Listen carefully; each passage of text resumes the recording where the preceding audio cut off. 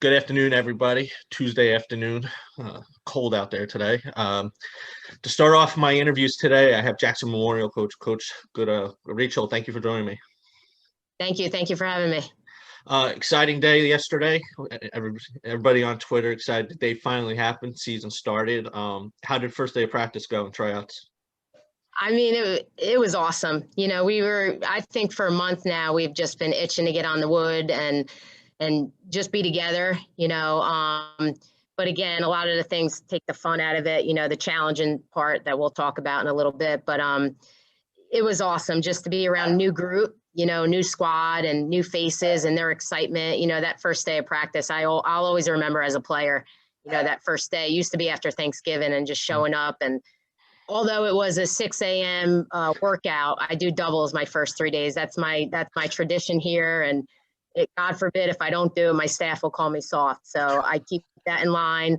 And there were kids that I said, try to get there at 5:30. And there were kids, Lex was in there, Zoe was in there shooting out like 5:15, all excited. And I'm like, you're not going to be excited in 40 minutes. But yeah, it was cool. It was awesome. And then 2:15 hit. It was just, X's and O's and something I've been, wanting to do all summer that we didn't have the opportunity either. We couldn't practice with them in the summer. So those 2 hours were really, really awesome for our staff and our players and just getting back at it. So, we were just so appreciative to have it. Hopefully it continues. Yes, I saw the photo. You posted on Instagram. Good turn. You had a very good turnout. It was a lot. I was shocked how many kids you had there. Yeah, I was too. I put it out there. All summer and all spring, all fall.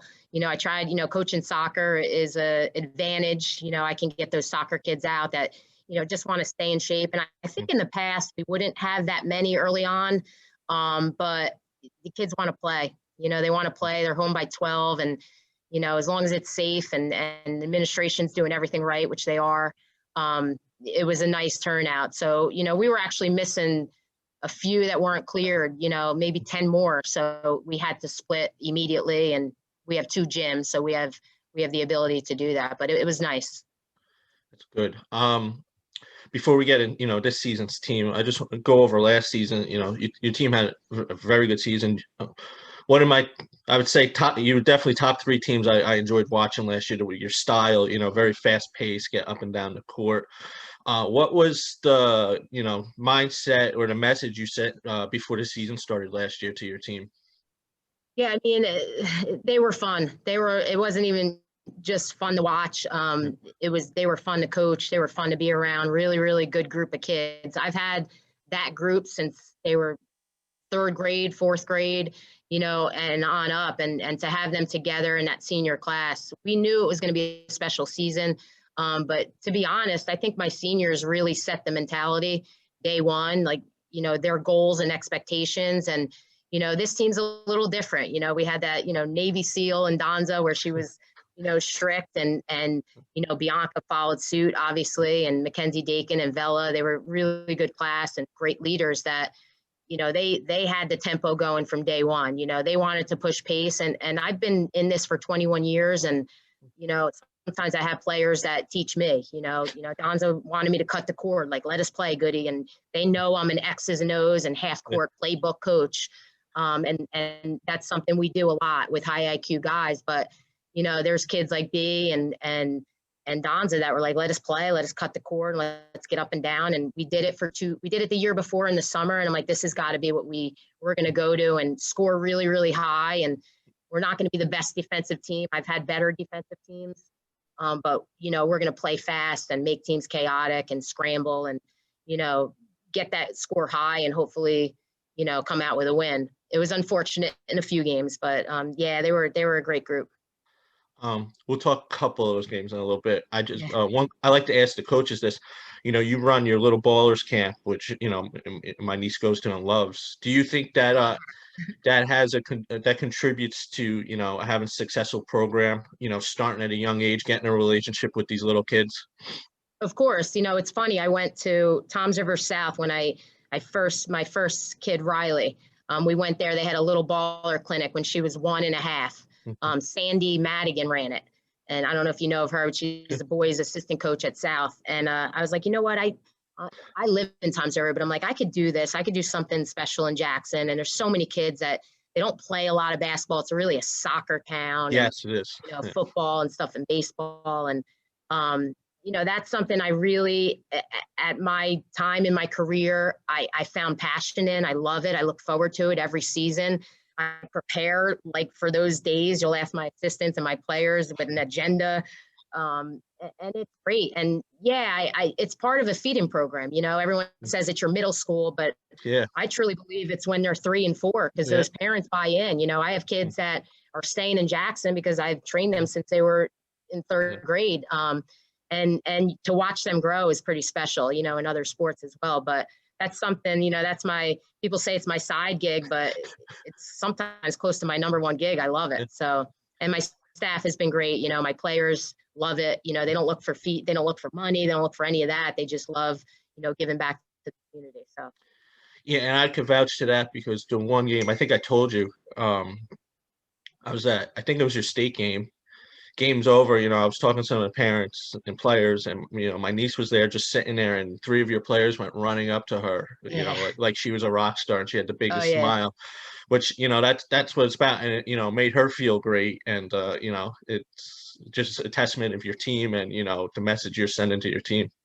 Yeah, thank you. I think at that age, if they have a lot of fun in the sport, they're going to continue to play it. If they're not having fun early on, they might not, embrace it and say, I'm not that into it. I didn't love it at 4 years old or 5 years old, and I'm going to stop. So just developing that fun and relationship with the players is pretty cool. Sorry, it's my bell. It's all right. Now you guys had very good season, didn't end the way, your team wanted. There's 2 games I definitely want to talk about. First, the Marlboro game in Shore Conference tournament. I spoke to you about it. I was with Coach Russo of Marlboro at one of the finals games, and he had basically the same reaction that you guys did. Physical game. Why only 2 refs? Just talk a little bit that 2 very fast-paced teams and that game a little bit. Yeah, 2 of us we're both a lot of the same style, but a lot that we don't see. Like we don't play against that style. They don't play against that style. Yeah. So, getting up and they have high numbers, and Russo does an unbelievable job with the depth in his team that they all play that style. And, I was short that game. I think it was 6 or 7 I had, playing at the time. And then Brookie obviously went down, and that kind of beat us up a little bit and really couldn't get back. But it was just unfortunate that we drew them so early. I would have liked to have some time to prepare for a team like that, but that's short conference basketball. That's tournament time. You don't have much time to prepare. You have the whole season basically to prepare. And, I've learned my lesson in the past. Like those are teams, if we were in a regular season, I'm preparing for those teams now. Yeah. In December and January, I was preparing for Cherokee all year long, not to knock anyone in our conference, because we certainly have a rival conference and a tough conference and could have went either way in a lot of games in our conference, but we were peaking, we peaked, we played very well in conference, but our practice was preparing for Cherokee every single day because they were our Achilles heel. But playing Marlboro, it was very physical. It was unfortunate. There were 2 refs, a lot of fouls, and, it is what it is, but they played super hard. So it's funny. I saw the one ref who I thought was the worst. He was on the sidelines of a soccer game this season. I took a picture and sent it to Sarah and Casey. I was like, does this guy look familiar? Yeah, some of these guys are in big games, and they're gonna learn and they'll get better, but that was a big game to be in. That was a high-paced game, and knowing that, I would think there would be 3 refs like that pace. My mom couldn't even watch it. She's like, I was exhausted at halftime. It was just too fast. Another game I want to talk, rewind the game before, Point Pleasant Beach, a great night for Christina. She set the scoring record for Jackson. What did that mean? Everybody, she's such a great player, but, off the court, she's, better person, with the stuff that she does, volunteering, and she's at Navy. What did that mean, somebody like her to be the all-time leader scorer in Jackson?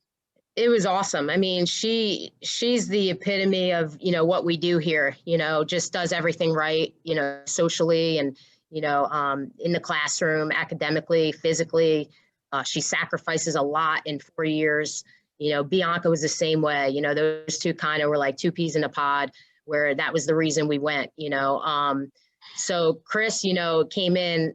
I remember her sophomore year, and she said, she was young, a little bit, wasn't sure her goals, but I remember her saying, I want to play in the WNBA, and I want to play at UConn, and I want to get 1,000 points, and I want to be the all-time leading scorer. I'm like, wow, like she's young. She's like a 13-year-old sophomore. And I said, Chris, those are great goals, man. It's hard to do that. Like, it's hard to prepare. It's hard to be number one. And my brother always taught me that, like Nick Suriano and Anthony Ashnault, it's like those kids being number one in the country and a top elite athlete, you have to do everything right. And it's certainly hard to do all the time, every day, 24/7. And she followed suit to it, man. She really did for 3 years. And we were coming in a senior year, and I'm like, you got to average like 28 a game, and we're playing some good teams. And she's like, okay, I'm just going to play. And if it happens, it happens. And she wasn't selfish. She had more assists than I thought she would have. And she shared the ball, and she scored. She was consistent. She was super consistent, and that's the elite players are really consistent. And we got to the point, I'm like, she's going to get this. Like, this is crazy. Hannah, I didn't think anyone was going to touch Hannah. And she did. And Hannah actually called her, congratulations, she couldn't get out here. And that was a big deal for the community. Yeah. I think it was big for Jackson, and just to show, a girl like her, she has everything behind her to do something like that. And her teammates were super proud of her. And it was special. It was a special moment for sure. Yeah, and just speak the relationship Bianca and Christina have, the chemistry on the court is, and Bianca's such an exciting passer to watch, just talk a little bit their relationship. It's hard to come by. You have two kids that grew up together, same AU team. They're like sisters, they can get on each other, they can fight, but they never held a grudge. And that was pretty cool to coach and watch every day. They never held a grudge. We played Paul VI, and we got beat up really bad against a really good team that we didn't think, we kind of thought we were here going into that game, and wow. And that team was good. And I don't think they were 35 points better than us, but they were definitely better at the time. And B was beat up. She was like, I'm just not who I am. And I'm not having fun. And I didn't even have to talk to Bianca. Christina came in right before practice at like 7 a.m. and said, listen, we're in it together. Let's do it. And that's the bond that you don't see off the court. That is so special.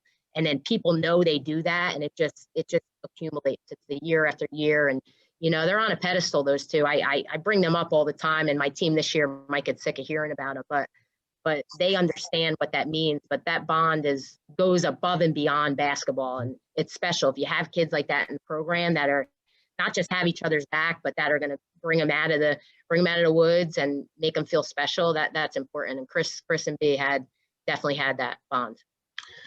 Another game I want to talk about, first round of states, Rancocas Valley. I can never say that school's name. Rancocas Valley.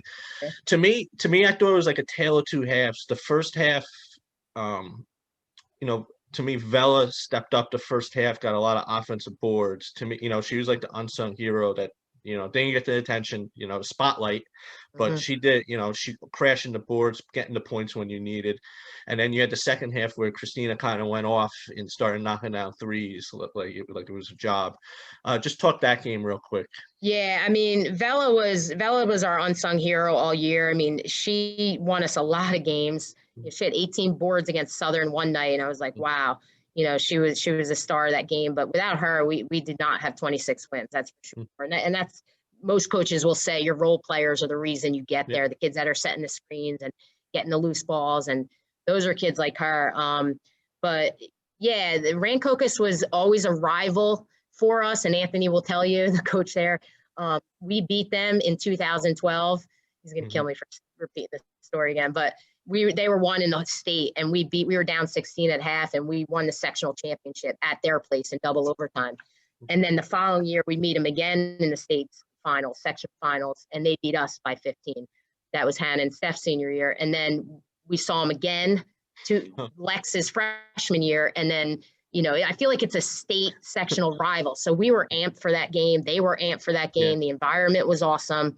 There was no way we were losing that game at home. And I think Christina at halftime, you get like that as a senior, like coming to an end. It's coming to an end. I'm not playing good. Like you think of the end instead of being in the moment, being where your feet are. And I said to Chris, just be where your feet are, man. Like, you're fine. Just go out. You're going to shoot like that. You're going to be fine. And B was on her, and Bella and the seniors, Mackenzie, and they all said, we got you. And Rach obviously played great defensively against Lexi. And that was it, and that was a huge win for us. Like, people don't realize they expect us to beat Rancocas, but I was worried when that first, just like you said, the first round matchups in the short conference, that matchup for us was dangerous for me. Not many people know that, but I'm like, I did not want to see them first round. I actually was looking someone maybe in our conference that we played already, because that rivalry is different than people know. So that was a good game. That was a really, really good outing. And then before we move to next season, we got just to talk. I didn't go to the Shawnee game.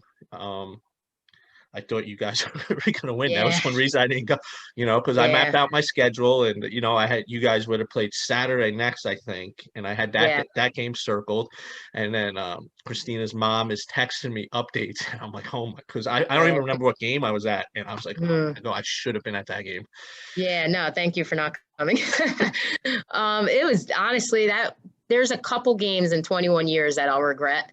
One was a couple years ago, Donovan, a play I called up that I probably shouldn't have. And definitely Shawnee. I don't think I prepared well for that game. I was so locked in on Cherokee. Shawnee plays I wouldn't say a completely different style. Those South Jersey teams, they hold that ball for like 2-3 minutes. But in practice, we didn't prepare all season like I would now. To play against our scout team where you're holding the ball for 3 minutes and we're disciplined. I mean, they held the ball for a long, long time. We scored 27 points. We were averaging, I think, 65, 70 a game. We couldn't run. We couldn't do anything. And I think we broke at halftime. I think that was the first time we kind of saw the writing on the wall. Like, this team's going to hold the ball 3 minutes of possession. How are we getting it back? So at that point, we're fouling and trapping, and they're very, very fundamental and very skilled. They have a good big and a sophomore kid. But that was a good squad. I mean, that's someone we overlooked for sure. And I don't think we prepared. If we were to do it again, we would obviously prepare a little better for them and not think of Cherokee. That South Jersey style, you said your team, kind of broke at halftime, maybe with that style, them holding the ball. And, at the St. Rose Cherokee game, you could see the frustration on the court of some of the St. Rose players. They similar to Jackson. They play a pace style, and you sort of Abby. You clearly see she was getting frustrated. She ended up drawing a technical during the game. Yeah. And she's a pretty calm player, and doesn't really talk that much, especially to the ref. So that's South Jersey. As a fan hard. Like me, it's tough to watch, but the coaches, they coach to what they have, and come up with the game plan. I mean, listen, everybody sits there and says this isn't basketball, and you hear, listen, it's basketball. You don't have a shot clock. That's basketball, and Shawnee did a heck of a job, man. They were super skilled, and they never turned it over. We trapped. We trap. We run and gun. We scramble. We couldn't get them in a trap, and they're a really fun, really good team. But yeah, that was a disappointing way to end, I would say. We've gone out against Cherokee on the road in the States, like that. But to be home, we were so excited to be home. And I think as a program, we a little bit overlooked it. And it was unfortunate, but it didn't take away too much of what our seniors and that team did this year, and that was important. And we walked away with unbelievable relationships. Leaving that locker room was super tough. One of the toughest I've had in my 20 years. And that's one reason why I love the high school sports is, the relationships the coaches have and just the emotion the kids show, especially, after a game like that, the seniors were, Sarah told me how upset, Bianca was and Christina. And that's one reason why high school sports is just great, the passion that they leave on the court or the soccer field. Yeah, I just don't think I don't think you cry about the loss as much at that point. I think you cry about the memories and the over, and you're not playing with that kid again and that kid again. And then it's 3 days and they're fine in the hallways and they're ready to roll. It took a while, I will say, for this team. They they were struggling in the hallways. I would see Chris and B, and I'm like talking, like nerd, like I'm with them every day. They come in my class, and it was just like we started, and I'm like, we got to start getting back together. Like, that we're more than just coach player. We got to create the bond. So. Now, first moving into this season, what are some of the challenges that you're facing as a coach and, the players are going to see this year? Normally, players are just trying to stay healthy, physically, and now they have to, you got that in the back of your head with COVID and everything, trying to stay, in your little bubble. Yeah. To be honest, a lot. I'm sure I haven't listened to all your interviews, but I'm quite sure every coach, Randy Holmes is now over here. He's our boy coach. I talked to him after my practice. He's like, there's just so much. I go, Rand, we got to do it right. We got to do the paperwork. We got, it's all the paperwork. And, my staff has been great. My assistants are awesome. They help me in that aspect where I'm kind of could focus on my practice plan that day.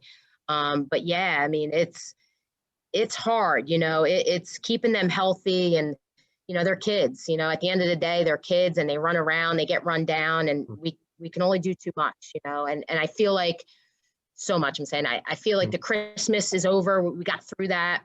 New Year's is, I guess these are the numbers for New Year's. So hopefully we're getting through this, and maybe a week and a half, we're okay. But at this point, no one's traveling anymore. So I'm hoping that everything's better, but it's definitely challenging. But coaching in the fall, my assistants coach in the fall too. So I think we understand how to do it, like the COVID forms every day and the temperature checks every day and wearing your mask and stuff like that. So I think we're used to the routine, but it's for sure challenging. Yeah. Probably helps that you being the assistant of the soccer team, that you already went through a sport, that you already have your feeling, what to do and stuff like that. Yeah, absolutely. Now get to the exciting stuff. Talk about your roster this season. It probably starts with, you probably have two of the best, two-way guards, defensive studs and offensive studs. You got your transfer Lexi Litton that just came in, and then obviously you got Rachel Capua, who's been here, been in your program. Let's start with those two, because I think you even made the comment to me, a couple months, like a month ago or so, about you wouldn't want to go up against those two bringing the ball up the court, and I have to agree. Especially Lexi, I saw a couple times last season, and Rachel, obviously I know much better. And Rachel's, everyone talks about her scoring, but to me, her defense with her, her quick hands, being able to pick your pocket, and I know Lexi's very similar. So how does it feel having those two in your backcourt? I mean, it's awesome for me. I'm a defensive coach, and when I found out Lexi was coming, I'm like, wow, like we got two defensive studs. It's going to be very tough for players to, whether we're in a 2-3 matchup extended or man-to-man or suffocating D, like those two have hands. Like I didn't realize when they put their hands out, like Rachel's hands are really long. Like you don't realize it until she does it, and Lex the same way. But yeah, and what's cool about this team? They are a defensive mindset team. Last year and the last 3 years, I would say we were more high IQ, offensive sets. Like you can run plays on the fly. I could say Duke 1 or Green 2, and B was very intelligent, and the team fed off that. And not to say these guys aren't, but they are defensive minded, where they're gonna grapple, they're gonna scramble, they're gonna play aggressive on D to get that ball back, and they'll score layups. Like they're not a fancy type team, and they'll get fast break points and stuff like that. But Lex and Rach definitely lead that defensively. And I think having those two, and especially Rach, a lockdown defender, everyone watching her playing the best player on every team. I think that Brunson game was huge. People say postseason, it was a play. It's February. You're playing to win. Everybody plays to win that game. That was important. That was a really important game. Both teams played super hard and played to win. You don't play to prepare in February. You're prepared in February. And when people say that, I kind of laugh. Like in February, you're playing to win, whether it's a short conference or a state. You're playing to win that game. Yeah. So when Rach, is matched up against Paige and really good point guards, and she's not letting them get over half court, the other kids see that. And like now you have like the Chloe Messers and the Brooks, they want to defend like her, so then it trickles down. So I have a team, I think yesterday's practice was fun because they were locked in on D, and Dons and B, they want to play offense. Like they just want, they want to fly, they want a no look pass. And these guys are, they're into it. So those two lead the charge defensively. They'll be fun to watch for sure. Lex has hands, like, I feel like they go to the roof and just grab rebounds, but, and Zoe's locked in on that too. So, it's good. Those two are going to be fun defensively to watch. Like you said, Rach is kind of the underdog on that. People always talk about her scoring, but yeah, her D is good. Now, Zoe, is the next player I want to talk about. Played significant minutes as a freshman. Looking forward to see how she progresses her sophomore year. What are you expecting out of her this season? I'm expecting a lot out of her. As a freshman, I kind of midway through, I started saying, you're no longer a freshman. You've earned your start. Like you're playing 30 minutes a game. You're a very talented kid. She's a true Jag. Like I say, like a workhorse. Her mom played college basketball. Her dad's a football guy. Like she comes from that type of family. So she developed her skill in the off season tremendously. She focused not on soccer. She didn't play in the fall, and she focused on the game and was locked into it and helped that people around her really love the game. So she started surrounding herself with people that play all the time, that are gym rats. So I think that helped too. Obviously our leaders last year, her goal, that was her first thing. What's your goal? She wants to play at the next level. Can't wait anymore till your junior year. Like this is your time, get it done in the high school season and have a really good AAU season and go from there. But I do expect her to do a lot. She's like 5'10". Yeah. She's like 5'10". She could play the point. She could play the 2, 3, 4, 5. Probably the most versatile player I've had 1 through 5 in a long time. She passes a little bit too much. I think she needs to be a little bit more selfish. But again, she's young, and I feel like she's not yet. Last year, she wasn't comfortable. Like if Bianca, if Christina and Rachel are open on the 3-point line, and Zoe has a layup, she's kicking it out. That's just, she don't want to hear from them. So I think this year it's different. I think she's like, I'm going to score. I'm going to do my part. But those three, I always say, like every year since my state championship team, like 3-headed monster. Like always have like 3 that are those 3 are kind of like that to me. As long as they stay locked in and keep working and make everyone around them better, those 3 will be really fun to watch. The next player I want to talk, Chloe, that's her, one of my soccer players. She looked good in the summer league and in the fall league. What are you expecting out of her this season? Yeah, I mean, Chloe and Brooke, they're a lot alike. They don't play a lot of basketball, but they're super talented. Like they're super talented. They're like street ball kids. They're like, if you're out at a park, you want them on your team because they're going to play really, really hard. They're going to have a little swag on the court. They both can shoot it, and people say like, you gotta work on your shot. They naturally have pretty good shots, and, they're fortunate because it's basketball is a skill set. It's hard, especially trying to make this team and they naturally have it. And they're the type of kids, like when we're in season, I would say January, they're really good. It gives, you got to give them a month because they haven't picked up a ball. Chloe, she's really athletic. I mean, she could play the 1 or the 2. If she gets better defensively, she's going to play a lot for us. But she's another kid who's just, she bought into the culture of how we run our program here, high pace. Soccer, I don't know what they do on their club team, but they're kind of lackadaisical. I'm not bashing her club team, but I don't know. I watch her on soccer and she's like, hey, I'm good, but whatever. Now she's just, she bought in and that's it. If she can buy in like 100%, she's going to be really good in the next couple of years. And, you brought up Brooke. How is she recovering? Is she good to go this season? 100%. Yeah, she looks great. She actually, knock on wood, she looks sometimes better than last year, I think. I saw her in practice and there's no fear. There's just, she goes out. I think she needed that one practice, like 10 minutes in, and I didn't even notice she was hesitant. Maybe she was mentally, but she's so mentally tough that you don't get it. But she's undersized from a position that she's so strong, can rebound, can jump, but she's small. So, but again, works super hard. Another player of yours that, got pretty good minutes last year. She was coming back from injury, battling a couple injuries. Amber Williams, what do you expect of her, and you think she's ready to go? My assistant told me right after practice, she said, I'm so impressed with Amber Williams. And I'm like, I know, she looked great yesterday. And, you know, knock on wood, she doesn't have the braces on. She looks light. Good. You know, she's up and down the court. She's, you know, having fun, and she's loose, and she's playing. You know, she's a junior now. So Yeah. I think that was it. I think the 2 years, 3 years of being injured, I mean, it has to weigh on you mentally and has to weigh on your body. She's a big kid, you know. So as much as we could be like, all right, you're all right, like mentally it had to be really, really hard. And to be honest, I think she's 100%. I'm going to say she's 100%. And she gives us, you know, extreme height of, you know, 6'2", 5'10", Yeah.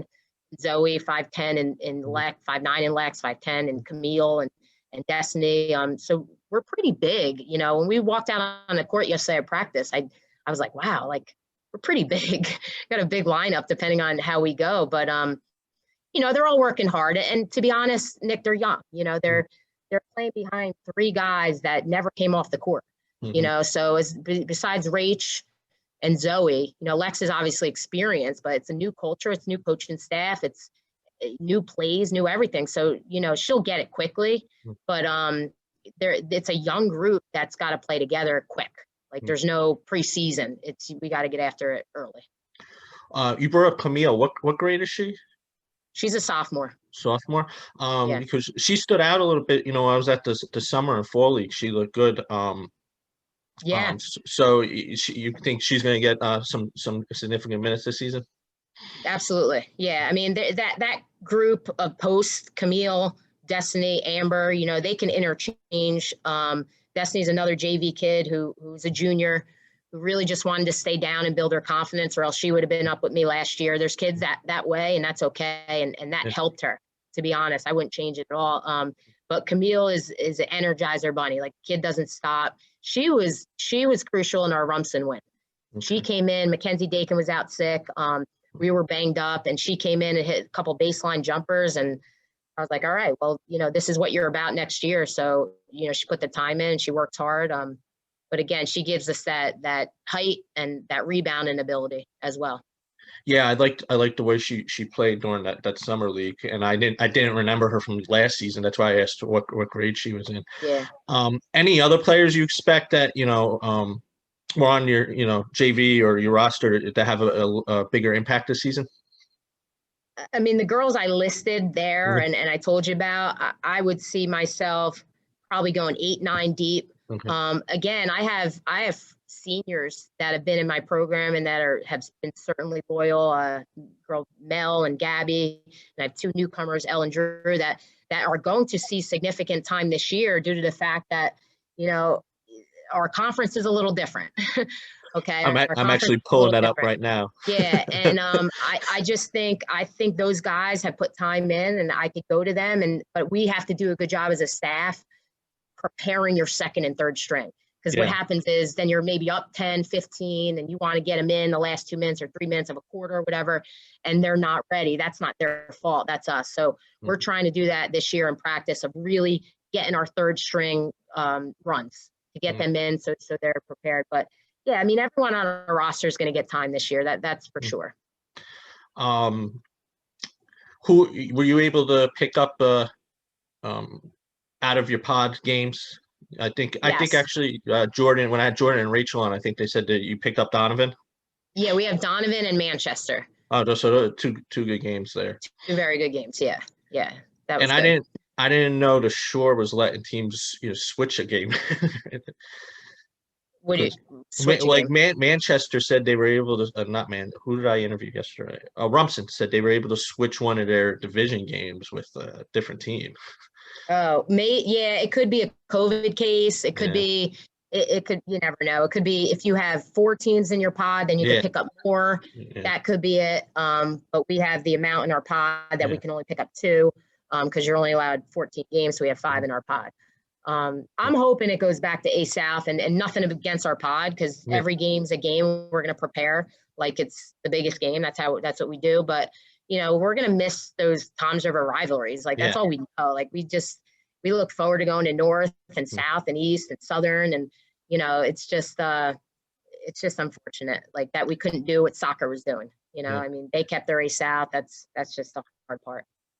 Yeah, and the gym's always pretty packed when you're playing Toms River North. I noticed because I was at both the games, and it was a pretty good Yeah. sized crowd. There's definitely a rival between the teams and the coaches. And Vicky texted me before. She's like, wow, we have a year without yelling at each other. It's going to be crazy. And I'm like, Yeah, and okay. they have a nice young team too, so that would have been a Oh, it good would have been awesome. good Yeah. test. I tried to get them actually, but she Yeah. had already picked up, and then Okay. thankful Dave said he would. So Good. That's good. Yeah, I had Dave on Sunday morning, and yeah, he's a Jackson guy.